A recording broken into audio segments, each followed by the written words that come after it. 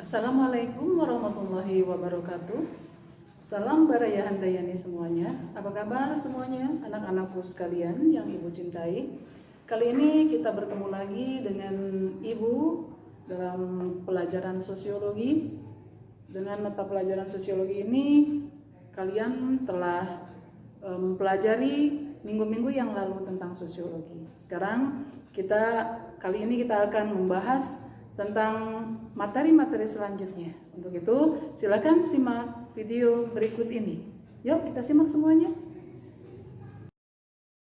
Kita membahas tentang bab 1 sosiologi, yaitu mengenai fungsi dan peranan sosiologi dalam kehidupan masyarakat.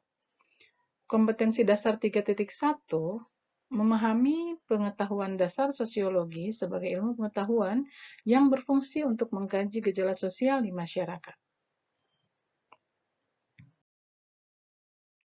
Manusia hidup di tengah masyarakat. Berfoto bersama merupakan tren bagi kita semua berada di masyarakat agar semuanya bisa berjalan dengan baik. Pengertian dan ruang lingkup sosiologi. Sosiologi berasal dari bahasa Latin yaitu socius dan logos.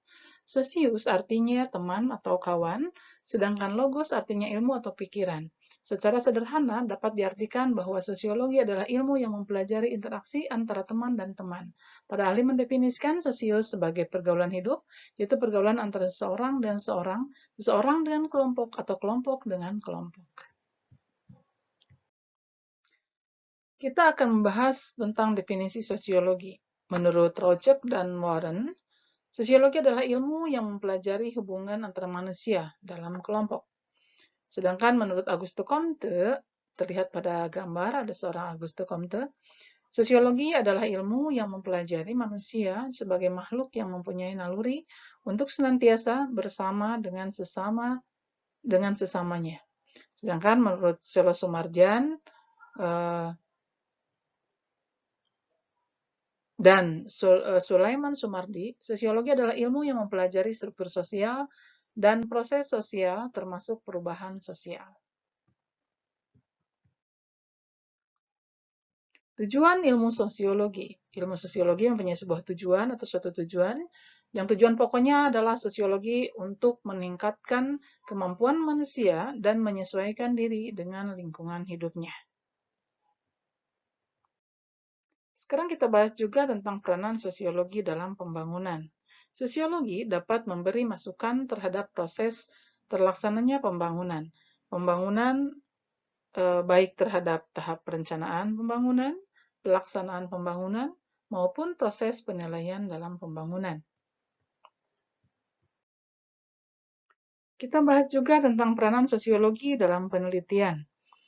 Penelitian dalam sosiologi dimaksudkan untuk memperoleh gambaran suatu perencanaan sosial yang lebih efektif. Artinya, dengan adanya suatu gejala sosial di dalam masyarakat, sosiologi berfungsi untuk mencari sebab-sebab atau akar suatu masalah sosial, untuk kemudian diberikan kepada pengambil keputusan untuk mengambil langkah terbaik dalam mengatasi masalah tersebut. Hakikat ilmu sosiologi. Pertama, sosiologi merupakan bagian dari ilmu sosial. Yang kedua, merupakan ilmu pengetahuan yang berdisiplin normatif. Yang ketiga, sosiologi merupakan ilmu pengetahuan murni. Yang keempat, sosiologi merupakan ilmu pengetahuan yang abstrak. Yang kelima, ilmu sosiologi menghasilkan definisi dan pola umum. Yang keenam, merupakan ilmu pengetahuan yang empiris dan rasional. Dan yang ketujuh, sosiologi merupakan ilmu pengetahuan umum. Demikian anak-anakku sekalian, pembahasan yang kali ini Ibu bahas sekarang. Dan Ibu mohon kepada kalian, andai kata ada yang tidak mengerti ataupun ada soal-soal yang kalian harus menanyakan kepada Ibu, silahkan menghubungi WhatsApp-nya atau juga menghubungi emailnya. Nah sekalian, semoga ilmu yang bermanfaat buat kita semua, dan jangan lupa subscribe and like, comment and share video ini. Wassalamualaikum warahmatullahi wabarakatuh. Semangat anak-anak semuanya, semoga kalian menjadi anak-anak yang lebih cerdas, terampil, dan selalu bahagia. Amin. Ya Allah ya Rabbal Alamin.